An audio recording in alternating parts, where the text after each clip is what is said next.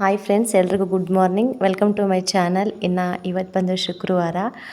Time ಬಂದುಬಿಟ್ಟು ಕರೆಕ್ಟಾಗಿ 6:02 ಆಗಿತ್ತು ನಾನು ವೀಡಿಯೋ ಸ್ಟಾರ್ಟ್ ಮಾಡಬೇಕಾದ್ರೆ. ನೋಡ್ತಾ ಇರ್ಬೋದು ವೆದರ್ ಯಾವ ಥರ ಇದೆ ಅಂತ ಹೇಳ್ಬಿಟ್ಟು. ಅಲ್ಲೇ ಫುಲ್ಲು ಕೆಂಪು ಕಾಣಿಸ್ತಾ ಇದೆ ಅಲ್ವಾ, ಅಲ್ಲೇ ಸೂರ್ಯ ಹುಟ್ಟೋದು. ಅದಕ್ಕೆ ಏನು ಅನಿಸುತ್ತೆ, ಫುಲ್ಲು ರೆಡ್ ಥರ ಇತ್ತು. ಒಂದು ಸೈಡ್ ಮಾತ್ರ ಇತ್ತು ಅಷ್ಟೇ. ಈ ಕಡೆ ಬೇರೆ ಸೈಡ್ ನೋಡಿದ್ರೆ ಅಸಲು ಆ ಥರ ಕಲರೇ ಇರಲಿಲ್ಲ, ನಾರ್ಮಲ್ ಮೋಡೋ ಥರ ಇತ್ತು. ಇವತ್ತು ಬಂದುಬಿಟ್ಟು ನವಮಿ ಹಬ್ಬ, ಶ್ರೀರಾಮನವಮಿ ಹಬ್ಬ ಅಲ್ವಾ. ಅದಕ್ಕೋಸ್ಕರ ನನ್ನ ಪ್ಲ್ಯಾನಿಂಗ್ ಇದ್ದಿದ್ದೇ ಬೇರೆ, ಬಟ್ ಇವತ್ತು ಆಗಿದ್ದೇ ಬೇರೆ. ಹಂಗೆ ನಾವೇನೋ ಅಂದ್ಕೊಂಡು ಮಲ್ಕೊತೀವಿ ಬೇಗ ಎದ್ದೊಳ್ಬೇಕಂತ, ಆದರೆ ಏನಾದರೂ ಒಂದು ಸಮಸ್ಯೆ ಇದ್ದೇ ಇರುತ್ತೆ. ಇದು ಬಂದುಬಿಟ್ಟು ತೋಟದ ಕರೆಂಟ್ ಅಲ್ವಾ, ಲೈನ್ ಚೇಂಜ್ ಕೊಡ್ತಾ ಇರ್ತಾರೆ. ಮತ್ತು ಬೆಳಗಿನ ಜಾವ ಒಂದು 4 ಗಂಟೆಗೆ ಹೋಗಿರೋ ಕರೆಂಟು ಕರೆಕ್ಟಾಗಿ 6 ಗಂಟೆಗೆ ಬರುತ್ತೆ, ಇಲ್ಲ ಒಂದೊಂದು ದಿನ 6:30ಗೆ ಬರುತ್ತೆ. ಹಾಗಾಗಿ ಸ್ವಲ್ಪ ಆಚೆ ಈಚೆ ಆಗುತ್ತೆ ಅಷ್ಟೇ. ಬೇಗ ಕರೆಂಟ್ ಇದ್ರಂತೂ ಎಲ್ಲ ಕೆಲಸಗಳು ಪಟ ಮಾಡ್ಕೋಬೋದು. ಕರೆಂಟ್ ಇಲ್ಲಾಂದರೆ ಸ್ವಲ್ಪ ಕಷ್ಟ ಆಗುತ್ತೆ. ಇನ್ನು ಹೋಗ್ಬಿಟ್ಟು ಪರದಾಡೋಷ್ಟೊತ್ತಿಗೆ ಬೆಳ್ಳಿಗೆ ಆಗಿಬಿಡುತ್ತೆ. ಅದಕ್ಕೆ ನನಗೆ ಇದ್ದಿದ್ದು ಒಂದು 5:30ಗೆ 5 ಗಂಟೆಗೆ ಹಂಗೆ ಎದ್ಬಿಟ್ಟು ಬೇಗ ಕೆಲಸಗಳು ಮಾಡ್ಕೊಳ್ಳೋಣ ಅಂದ್ಕೊಂಡೆ. ಆದರೆ ಕರೆಂಟ್ ಇಲ್ಲದೆ ಇರೋ ಕಾರಣ ಸ್ವಲ್ಪ ಲೇಟ್ ಆಯಿತು. ಪರವಾಗಿಲ್ಲ, ಸ್ವಲ್ಪ ಬೇಗನೆ ಫಾಸ್ಟಾಗಿ ಮಾಡ್ಕೊಳ್ಳೋಣ ಅಂತ ಹೇಳಿ ಮತ್ತೆ ಮನೆ ಹತ್ರ ಬಂದುಬಿಟ್ಟು ಬೀಗ ತೆಗೆದ್ಬಿಟ್ಟು ಎಲ್ಲ ಫಸ್ಟ್ ಕಸ ಎಲ್ಲ ಗುಡಿಸ್ತಾ ಇದ್ದೀನಿ. ಒಳಗಿಂದ ಕ್ಲೀನ್ ಮಾಡ್ಕೊಂಬರೋಣ ಅಂತ ಹೇಳಿ. ಇವತ್ತು ಶ್ರೀರಾಮನವಮಿ ಹಬ್ಬ ಅಲ್ವಾ, ಅದಕ್ಕೋಸ್ಕರ ಬೆಳಗ್ಗೆನೇ ಪೂಜೆ ಮಾಡಿ ಮುಗಿಸ್ಬಿಡೋಣ ಅಂತ ಹೇಳಿ. ಹೆಣ್ಮಕ್ಳದ್ದು ಏನಂತಂದರೆ ಒಬ್ಬೊಬ್ರದ್ದೇ ಒಂದೊಂಥರ ಪ್ರಾಬ್ಲಮ್ಮು. ಕೆಲವೊಂದು ಸಲ ನಮಗೆ ಮಂತ್ಲಿ ಪ್ರಾಬ್ಲಮ್ ಇರುತ್ತೆ, ಒಂಥರ ಭಯ ಅನಿಸ್ಬಿಡುತ್ತೆ. ತುಂಬ ಜನಕ್ಕೆ ಹಿಂಗೇನೆ, ನಾವು ಪೂಜೆ ಮಾಡಬೇಕು ಮನೆಯಲ್ಲಿ, ಹಬ್ಬದ ಅಡುಗೆ ಮಾಡಬೇಕು, ಅದು ಮಾಡಬೇಕು ಇದು ಮಾಡಬೇಕಂತ ತುಂಬ ಆಸೆ ಇರುತ್ತೆ. ಒಂದೊಂದು ಸತಿ ಏನಾದರೂ ಸ್ವಲ್ಪ ಎಡವಟ್ಟಾಗಿ ಪ್ರಾಬ್ಲಮ್ ಆಗುತ್ತೆ. ಹಾಗಾಗಿ ಆ ಭಯದಿಂದ ಅದಕ್ಕೆ ಒಂದು ಸ್ವಲ್ಪ ಅಂಥ ಟೈಮ್ ಇದ್ದಾಗ, ನಾಳೆ ನಾಡಿದ್ದು ಆ ಥರ ಇದ್ದಾಗ ಸ್ವಲ್ಪ ಬೇಗನೆ ಎದ್ಬಿಟ್ಟು ಕೆಲಸಗಳೆಲ್ಲ ಮುಗಿಸ್ಕೊಂಡು ಬೇಗ ಆದಷ್ಟು ಬೇಗ ಪೂಜೆ ಒಂದು ಮುಗಿಸ್ಕೊಬಿಟ್ರೆ ಮುಗೀತು. ಇನ್ನು ನೆಕ್ಸ್ಟ್ ದೇವರಿಗೆ ಬಿಟ್ಟಿದ್ದು ಅಂದ್ಕೊಂಡು ಆರಾಮಾಗಿರ್ಬೋದಂತ ಹೇಳಿ ನಾನು ಯಾವಾಗಲೂ ಅಷ್ಟೇ, ಮಂತ್ಲಿ ಹತ್ತತ್ರ ಬರ್ತಾಯಿದೆ ಪ್ರಾಬ್ಲಮ್ ಅನ್ನುವಾಗ, ಆದಷ್ಟು ವಾರ ಬರುತ್ತೆ ಅನ್ನುವಾಗ ವಾರ ಎಲ್ಲ ಬೇಗ ಮಾಡ್ಕೊಳ್ಳೋದಕ್ಕೆ ಟ್ರೈ ಮಾಡ್ತಾ ಇರ್ತೀನಿ. ಹಂಗೆ ಈ ಮನೆಗೆ ಬಂದಾಗಿಂದ ಕೂಡ ಅದೇನೋ ಗೊತ್ತಿಲ್ಲ, ತುಂಬ ಇಂಟ್ರೆಸ್ಟು ನನಗೆ. ಸ್ವಲ್ಪ ಮನೆಯೆಲ್ಲ ನೀಟಾಗಿ ಇಟ್ಕೊಳ್ಳೋದಾಗಲಿ, ಮತ್ತು ಬೆಳಗ್ಗೆ ಸಾಯಂಕಾಲ ಪೂಜೆ ಮಾಡೋದಾಗಲಿ, ಏನೋ ಒಂಥರ ಫುಲ್ ಪಾಸಿಟಿವ್ ಎನರ್ಜಿ ಇದೆ ನನಗೆ. ಹಾಗಾಗಿ ಏನು ಕೂಡ ಅನ್ನಿಸ್ತಾ ಇಲ್ಲ, ಆರಾಮಾಗಿ ಎಲ್ಲ ಮಾಡಿಕೊಂಡು ಸ್ವಲ್ಪ ಮನಸ್ಸಿಗೆ ಒಂಥರ ನೆಮ್ಮದಿ ಥರ ಅನಿಸುತ್ತೆ. ಹಾಗಾಗಿ ಮಾಡ್ಕೊಂಡು ಹೋಗೋಣ ಅಂತ ಹೇಳ್ಬಿಟ್ಟು ಮಿಸ್ ಮಾಡೋದಿಲ್ಲ. ಎಷ್ಟೇ ಇದಾದರೂ ಕೂಡ ಬೆಳಗ್ಗೆ ಬೇಗನೆ ಎದ್ಬಿಟ್ಟು ಕೆಲಸಗಳೆಲ್ಲ ಸ್ಟಾರ್ಟ್ ಮಾಡಿಬಿಡ್ತೀನಿ. ಇವತ್ತು ಅಷ್ಟೇ, ಎದ್ದ ತಕ್ಷಣವೇ ಎಲ್ಲ ಕೂಡ ಬೇಗ ಕೆಲಸ ಎಲ್ಲ ಮಾಡ್ಕೊತಾ ಇದ್ದೀನಿ. ನಾವೇನೇ ಥರ ಹಬ್ಬ ಬಂದಾಗ, ಹಬ್ಬ ಆಗಲಿಲ್ಲ ವಾರ ಆಗಲಿ, ಸ್ವಲ್ಪ ಆದಷ್ಟು ಬೆಳಗ್ಗೆ ಟೈಮೇ ಪೂಜೆ ಮಾಡಿದ್ರೆ ಒಳ್ಳೆಯದು. ಸುಮಾರು ಸಲ ನಾನು ಸಾಯಂಕಾಲ ಟೈಮೇ ಪೂಜೆ ಮಾಡ್ತಿದ್ದೆ. ನಾನು ಮುಂಚೆಲ್ಲ ಬರೀ ಸಾಯಂಕಾಲನೇ ಮಾಡ್ತಾ ಇದ್ದಿದ್ದು, ಬೆಳಗ್ಗೆ ಅಂತೂ ಆಗ್ತಾ ಇರಲಿಲ್ಲ ನನಗೆ. ಏನು ಅಂದರೆ ಅವಾಗ ಮುಂಚೆಲ್ಲ ಅಂಗಡಿ ಇತ್ತು, ಅಂಗಡಿ ಕೆಲಸ ನೋಡಿಕೊಂಡು, ಮನೆ ಕೆಲಸ ನೋಡಿಕೊಂಡು, ಮಗುನ ನೋಡಿಕೊಂಡು ಸಖತ್ತು ನನಗೆ ಇದಾಗ್ತಾಯಿತ್ತು. ಒಂದೊಂದು ಸತಿ ವಾರ ಕೂಡ ಮಾಡ್ತಾ ಇರಲಿಲ್ಲ, ಆ ಸ್ಟೇಜಿಗೆಲ್ಲ ಇದ್ದೀನಿ. ಇವಾಗಂತೂ ಸ್ವಲ್ಪ ಫ್ರೀ ಇದ್ದೀನಲ್ಲ. ಸುಮಾರು ಜನ ನನಗೆ ಕಮೆಂಟ್ಸ್ ಕೂಡ ಮಾಡ್ತಾಯಿದ್ರು, ನಮ್ಮ ಡೈಲಿ ವ್ಯೂವರ್ಸು, ಬೆಳಗ್ಗೆ ಟೈಮ್ ಪೂಜೆ ಮಾಡಿ ಸಿಸ್ಟರ್, ತುಂಬ ಒಳ್ಳೆಯದಾಗುತ್ತೆ, ಮತ್ತು ಬ್ರಾಹ್ಮಣ ಮುಹೂರ್ತದಲ್ಲಿ ಕೂಡ ಚೆನ್ನಾಗಿ ಪೂಜೆ ಮಾಡಿ ತುಂಬ ಒಳ್ಳೆಯದಾಗುತ್ತೆ, ನೀವು ಆದಷ್ಟು ಬೆಳಗ್ಗೆ ಪೂಜೆ ಮಾಡೋದಕ್ಕೆ ಟ್ರೈ ಮಾಡಿ ಅಂತ ಕೂಡ ಸುಮಾರು ಕಮೆಂಟ್ಸ್ ಬರ್ತಾಯಿದ್ರು ನನಗೆ. ಪಾಪ ಸಿಸ್ಟರ್ ಯಾವಾಗಲೂ ಕೂಡ ಕಮೆಂಟ್ ಮಾಡೋರು ನನಗೆ. ಆದಷ್ಟು ಬೇಗ ನಾನು ಬೆಳಗ್ಗೆನೇ ಎದ್ಬಿಟ್ಟು ಪೂಜೆ ಮಾಡೋ ಥರ ನೋಡ್ಕೊಳ್ಳಿ, ಎಷ್ಟೇ ಇದು ಕೆಲಸ ಇದ್ದರೂ ಪರವಾಗಿಲ್ಲ, ಅಟ್ಲೀಸ್ಟ್ ಸ್ವಲ್ಪ ಬೇಗ ಎದ್ಬಿಟ್ಟು ಕೆಲಸ ಎಲ್ಲ ಮುಗಿಸ್ಕೊಂಡು ಫಸ್ಟು ದೇವ್ರ ಪೂಜೆ ಮುಗಿಸ್ಬಿಟ್ಟು ಆಮೇಲೆ ನೆಕ್ಸ್ಟ್ ಕೆಲಸ ಮಾಡ್ಕೊಳ್ಳಿ ಅನ್ನೋ ಅರ್ಥದಲ್ಲಿ ಹೇಳ್ತಾಯಿದ್ರು ಅವರು. ಅದಕ್ಕೆ ಏನೇ ಹೇಳಿ, ಬೆಳಗ್ಗೆ ಟೈಮ್ ಪೂಜೆ ಮಾಡಿದ್ರೇ ಒಂಥರ ಮನಸ್ಸಿಗೆ ಸಮಾಧಾನ. ಮನೆಯಲ್ಲಿ ಅಗರಬತ್ತಿ ಸ್ಮೆಲ್ಲು ಮತ್ತು ಧೂಪ ಸ್ಮೆಲ್ಲು ಇರುತ್ತಲ್ಲ, ಅದಿರೋವರೆಗೂ ಕೂಡ ಎಷ್ಟು ಪಾಸಿಟಿವ್ ಆಗಿರುತ್ತೆ ಅಂದರೆ, ಅಷ್ಟರೊಳಗೆ ನಮ್ಮ ಕೆಲಸ ಎಲ್ಲ ಮುಗಿಸ್ಕೊಂಡ್ಬಿಟ್ಟಿರ್ತೀವಿ ಆಮೇಲೆ ಆಗಿದ್ದಾಗಲಿ ಅಂತ ಹೇಳಿ, ಅಷ್ಟು ಪಾಸಿಟಿವ್ ಆಗಿರುತ್ತೆ. ಇನ್ನು ಅದಕ್ಕೋಸ್ಕರ ಆದಷ್ಟು ಇವಾಗ ಎಲ್ಲ ನಾವೇ ಮಾಡ್ಕೋಬೇಕಲ್ವ ಪ್ರತಿಯೊಂದು ಕೆಲಸನೂ ಕೂಡ. ಇನ್ನು ಎಲ್ಲ ಕೂಡ ನಮ್ಮ ಮೇಲೆ ಡಿಪೆಂಡ್ ಆಗಿರುತ್ತೆ, ಇನ್ನು ನಾವೇ ಮಾಡಬೇಕಾಗುತ್ತೆ. ಹಾಗಾಗಿ ನಮ್ಮ ಕೆಲಸ ನಾವು ಮಾಡ್ಕೊಳ್ಳೋದಕ್ಕೆ ಏನಂತ ಹೇಳ್ಬಿಟ್ಟು ಇನ್ನು ಟೈಮ್ ಪ್ರಕಾರ ಎಲ್ಲ ಕೂಡ ಪಟ ಪಟ ಮಾಡಿಕೊಂಡು ಇರ್ಬೋದು. ಇನ್ನು ನೋಡ್ತಾ ಇರ್ಬೋದು, ಎದ್ದ ತಕ್ಷಣ ಬಂದುಬಿಟ್ಟು ಕಸ ಎಲ್ಲ ಗುಡಿಸ್ಬಿಟ್ಟು, ಇದು ಸ್ವಲ್ಪ ದೊಡ್ಡದಾಗಿದೆ ಹಾಲು, ಸಖತ್ತು ದೊಡ್ಡದು. ನಾನು ಎರಡು ಭಾಗ ಮಾಡ್ಕೊಂಡ್ಬಿಟ್ಟಿದ್ದೀನಿ ಇದನ್ನು. ಅಲ್ಲಿ ದೇವ್ರ ಫೋಟೋ ಎಲ್ಲ ಇಟ್ಟಿದ್ದೀನಲ್ಲ, ಅಲ್ಲಿ ಕಟ್ಟೆ ಇದೆ ಅಲ್ವಾ, ದಿವನ್ ಕಾಟಿತ್ತಲ್ವ, ಅಲ್ಲಿಂದ ಈ ಕಡೆ ಒಂದು ಭಾಗ ಅಡುಗೆ ಅದೆಲ್ಲ ಮಾಡ್ಕೊಳ್ತೀವಲ್ಲ ಆ ಕಡೆ ಒಂದು ಭಾಗ, ಮತ್ತು ಆ ಕಡೆಯಿಂದ ಆ ಕಡೆ ದಿವನ್ ಕಾಟು ಮತ್ತು ಡ್ರಮ್ಮು ಅದು ಇನ್ನೊಂದು ಬಂಡೆ ಎಲ್ಲ ಇದೆ ಅಲ್ವಾ, ಆ ಕಡೆ ಒಂದು ಭಾಗ, 2 ಭಾಗ ಥರ ಮಾಡ್ಕೊಂಡಿದ್ದೀನಿ ನಾನು. ಈ ಕಡೆ ಫಸ್ಟ್ ಕಸ ಗುಡಿಸ್ಬಿಟ್ಟು ಆಮೇಲೆ ಆ ಕಡೆ ಕಸ ಗುಡಿಸಿ ಎಲ್ಲ ತುಂಬಾಕಿ, ಫಸ್ಟ್ ಈ ಕಡೆ ನೆಲ ಒರೆಸ್ಬಿಟ್ಟು ಆಮೇಲೆ ಆ ಕಡೆ ನೆಲ ಒರೆಸೋದು, ಆ ಥರ 2 ಭಾಗ ಮಾಡ್ಕೊಂಡಿದ್ದೀನಿ. ಇಲ್ಲಾಂದರೆ ಸ್ವಲ್ಪ ಕಷ್ಟ ಆಗಿಬಿಡುತ್ತೆ, ಎಲ್ಲ ಕೂಡ ಒಂದು ಕಡೆಯಿಂದ ಮಾಡ್ಕೊಬರ್ಬೇಕಂದ್ರೆ ಸ್ವಲ್ಪ ಇದಾಗುತ್ತೆ ಅಂತ ಹೇಳಿ ಆ ಥರ ಮಾಡ್ಕೊಂಡಿದ್ದೀನಿ. ಇನ್ನು ಒಳಗಿಂದು ಮತ್ತು ಹೊರಗಿಂದು ಎಲ್ಲ ಕಸ ಗುಡಿಸಿ ನೆಲ ಎಲ್ಲ ಒರೆಸ್ಕೊಂಡು, ಇನ್ನು ಬಾಗಿಲು ಅರಿಶಿನ ಕುಂಕುಮ ಎಲ್ಲ ಇಟ್ಬಿಟ್ಟು, ಇನ್ನು ಹೊರಗಿಂದು ಕೂಡ ಅಷ್ಟೇ ಆ ಪೈಪ್ ಇಲ್ಲಿಗೆ ಎಳ್ಕೊಂಬಿಟ್ಟೆ. ಇನ್ನು ಹಗಲೆಲ್ಲ ಹೋಗ್ಬಿಟ್ಟು ಇನ್ನು ಡ್ರಮ್ಮಲ್ಲಿ ತುಂಬ್ಕೊಬಂದು ಸ್ವಲ್ಪ ಲೇಟ್ ಆಗುತ್ತೆ ಅಂತ ಹೇಳಿ ಇನ್ನು ಪೈಪ್ ತೊಗೊಂಬಂದು ಇಲ್ಲೇ ಇಟ್ಬಿಟ್ಟು, ನನಗೆ ಎಷ್ಟು ಬೇಕಷ್ಟು ಅಷ್ಟು ನೀರು ತೊಗೊಂಬಿಟ್ಟು ಇನ್ನು ಎಲ್ಲ ಯೂಸ್ ಮಾಡಿ ಎಲ್ಲ ತೊಳೆದಾಕ್ದೆ. ಇನ್ನು ನಾನು ಡೈಲಿ ಅಷ್ಟೇ ಒಂದಿನ ಬಿಟ್ಟು ಒಂದಿನ ಕ್ಯಾನು ನೀರೆಲ್ಲ ಚೇಂಜ್ ಮಾಡ್ತಾ ಇರ್ತೀನಿ. ಇವತ್ತು ಹಿಡ್ದಿದ್ರೆ ನಾಳೆ ಬಿಟ್ಟು ಮತ್ತೆ ನಾಡಿದ್ದು ಚೇಂಜ್ ಮಾಡ್ತೀನಿ, ಯಾಕೆಂದರೆ ಎಲ್ಲ ಕೂಡ ಬೇಗ ಖಾಲಿ ಆಗೋದಿಲ್ಲ. ಅದಕ್ಕೆ ಇನ್ನು ಅಡುಗೆಗೆ ಬಂದುಬಿಟ್ಟು ಒಂದು ತುಂಬಿದ ಕೂಡ ಇಳಿಸ್ಕೊತೀನಿ ಒಳಗಡೆ, ಕುಡಿಯೋಕ್ಕೆ ಮಾತ್ರ ಕ್ಯಾನಲ್ಲಿ ಹಂಗೆ ಇರ್ತೀವಿ. ನಾವು ಎಷ್ಟು ಕುಡಿತೀವಿ ಹೇಳಿ, ನಾನು ನಮ್ಮ ಮನೆಯವರು ಮತ್ತು ಗುಂಡ ಇರ್ತಾನೆ, ಇಲ್ಲ ಅವನು ಅಂಗನವಾಡಿಯಾಗಿದ್ದರೆ ಎಷ್ಟು ಕುಡಿತಾನೆ ಪಾಪ ಮಗು, ಇನ್ನು ನಾವೇ ಅಲ್ವಾ, ಅದಕ್ಕೆ ಸ್ವಲ್ಪ ಜಾಸ್ತಿ ಖರ್ಚಾಗಲ್ಲ. ಇನ್ನೊಂದು ಯಾವಾಗಲೂ ಕೂಡ ಸ್ಟಾಕ್ ಇಟ್ಕೋಬೇಕು, ಹೇಳೋದಕ್ಕಾಗೋದಿಲ್ಲ. ಇನ್ನು ಬೇಸಿಗೆ ಮಳೆಗಾಲ ಅಂತ ಬಂದಾಗ ಕರೆಂಟಿನ ಪ್ರಾಬ್ಲಮ್ ಇರುತ್ತೆ, ಅದಕ್ಕಾಗಿ ಸ್ವಲ್ಪ ನೀರೆಲ್ಲ ಚೆನ್ನಾಗಿ ಇಟ್ಕೊಳ್ಳಿರೋ ಥರ ನೋಡ್ಕೊತೀನಿ. ಮತ್ತು ಒಂದಿನ ಬಿಟ್ಟು ಒಂದಿನ ಫುಲ್ಲು ನೀಟಾಗಿ ಬೆಳಗ್ಗೆ ಟೈಮಿಗೆ ಕ್ಯಾನೆಲ್ಲ ತೊಳೆದ್ಬಿಟ್ಟು ಇನ್ನು ನೀರೆಲ್ಲ ತೊಗೊಂಬಂದು ತುಂಬಿಸ್ತಾ ಇರ್ತೀನಿ.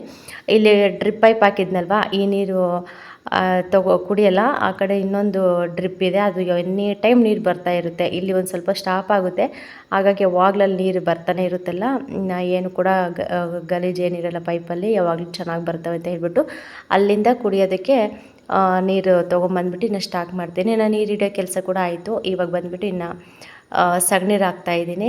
ಸಗಣಿ ಎಲ್ಲ ನೈಟೇ ಅಂದರೆ ಸಾಯಂಕಾಲ ಟೈಮೇನೆ, ಗುರುವಾರ ಸಾಯಂಕಾಲನೇ ನಾನು ನೆನೆಸಿಟ್ಟಿದ್ದೆ. ಒಂದು ಸ್ವಲ್ಪ ಎಷ್ಟು ಸಿಗುತ್ತೆ ಅಷ್ಟು ತೊಗೊಂಬಿಟ್ಟು ಶುಕ್ರವಾರ ಬೆಳಗ್ಗೆನೇ ಬೇಗ ಎದ್ಬಿಟ್ಟು ಹಾಕ್ಬಿಡೋಣ ಅಂತ ಹೇಳಿ ನೆನೆಸಿಟ್ಟಿದ್ದೆ.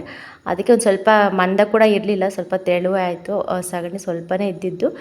ಬೆಳಗ್ಗೆ ಹಾಕಿತ್ತು, ಅದು ನಾನು ಇನ್ನು ತೊಗೊಂಬಂದು ಕಲಿಸ್ಕೊಂಡು ಹಾಕೋಷ್ಟೊತ್ತಿಗೆ ಲೇಟ್ ಆಗುತ್ತೆ ಅಂತ ಹೇಳಿಬಿಟ್ಟು ಇನ್ನು ಬಕೆಟಲ್ಲಿ ಎಷ್ಟಿತ್ತೋ ಅಷ್ಟು ಮಾತ್ರ ಇನ್ನು ನೀಟಾಗಿ ಹಾಕ್ಬಿಟ್ಟು ಇನ್ನು ಇದು ಮಾಡಿಕೊಂಡೆ. ಸ್ವಲ್ಪ ನೀರೆಲ್ಲ ಆ ಕಡೆ ಶೀಟ್ ಕೆಳಗೆಲ್ಲ ತೊಳೆದಿದ್ದೆಲ್ಲ ನೀರೆಲ್ಲ ಈ ಕಡೆ ಬಂದುಬಿಟ್ಟಿತ್ತು.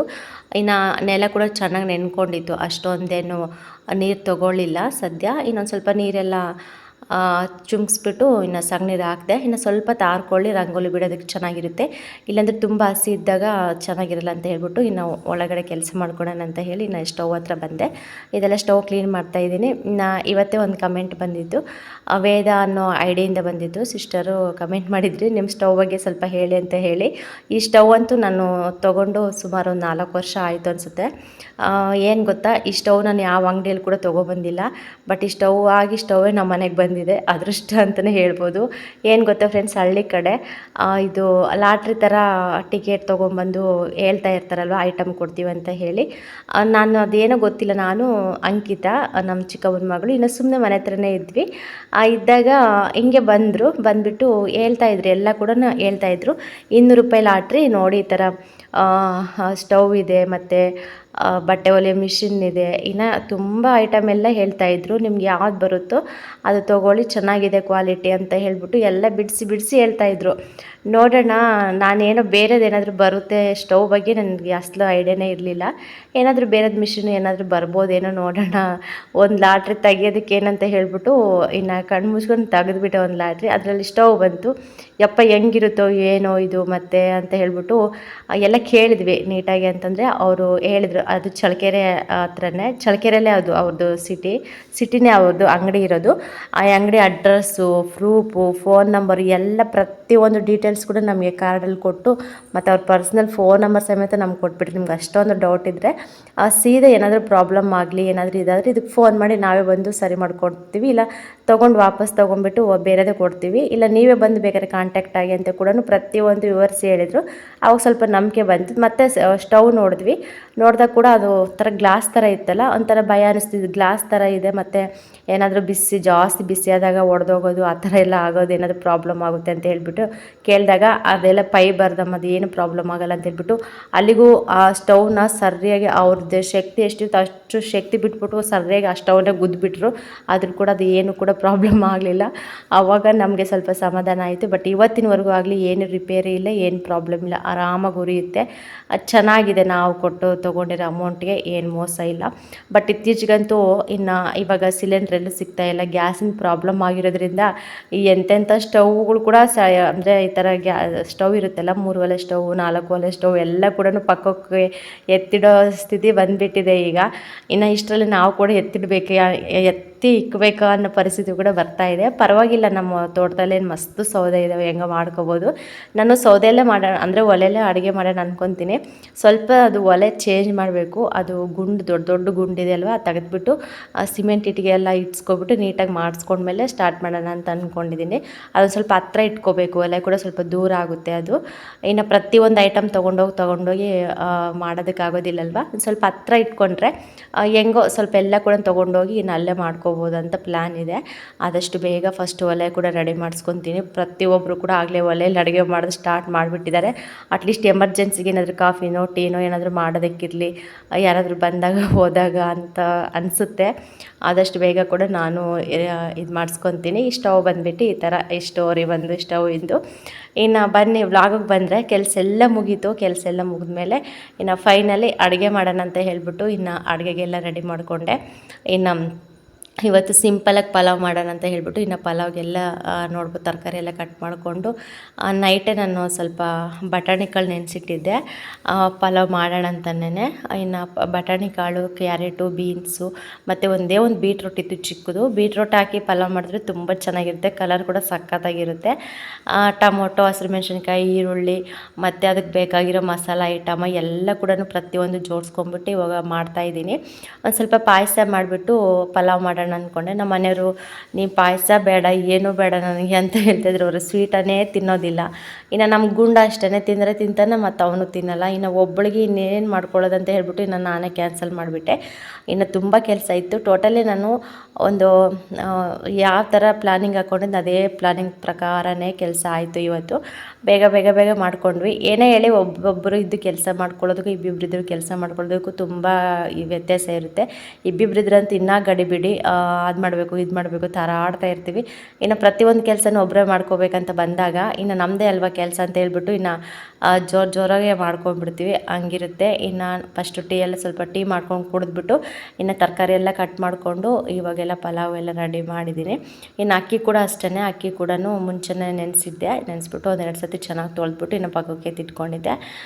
ಮತ್ತು ನೋಡ್ತಾ ಇರ್ಬೋದು ಇನ್ನು ಪಲಾವ್ಗೆಲ್ಲ ಒಗ್ಗರಣೆ ಹಾಕ್ಬಿಟ್ಟು ಇನ್ನು ಎಷ್ಟು ಬೇಕು ಅಷ್ಟು ನೀರು ಕೂಡ ಹಾಕಿದೆ. ಎಲ್ಲ ಕುದಿ ಬರ್ತಾಯಿದೆ, ತರಕಾರಿ ಎಲ್ಲ ಚೆನ್ನಾಗಿ ಬೇಯ್ತಾ ಇದೆ. ನಿಜವಾಗ್ಲೂ ಪಲಾವ್ ಮಾತ್ರ ತುಂಬ ಚೆನ್ನಾಗಾಗಿತ್ತು. ನೆನೆಸಿಟ್ಟಿರೋ ಅಕ್ಕಿ ಕೂಡ ಹಾಕ್ಬಿಟ್ಟು ಸ್ವಲ್ಪ ಉಪ್ಪು ನೋಡ್ಕೋಬೇಕು. ನಾವು ಈ ಥರ ತರಕಾರಿ ಎಲ್ಲ ಹಾಕಿ ನೀರು ಹಾಕಿದ್ಮೇಲೆ ಒಂಥರ ಟೇಸ್ಟ್ ಇರುತ್ತೆ. ಅಕ್ಕಿ ಹಾಕಿದ್ಮೇಲೆ ಸ್ವಲ್ಪ ಫುಲ್ ಸಪ್ಪೆ ಬಂದುಬಿಡುತ್ತೆ. ಅದಕ್ಕೆ ಅಕ್ಕಿ ಹಾಕೋಕ್ಕಿಂತ ಮುಂಚೆಗೆ ಇನ್ನೊಂದು ಸತಿ ನೋಡಿಬಿಟ್ಟು ಇನ್ನೊಂದು ಸ್ವಲ್ಪ ಉಪ್ಪು ಹಾಕಲೇಬೇಕು. ಆವಾಗ ಅಕ್ಕಿ ಹಾಕಿದ್ಮೇಲೆ ಕರೆಕ್ಟಾಗಿ ಸೆಟ್ ಆಗುತ್ತೆ.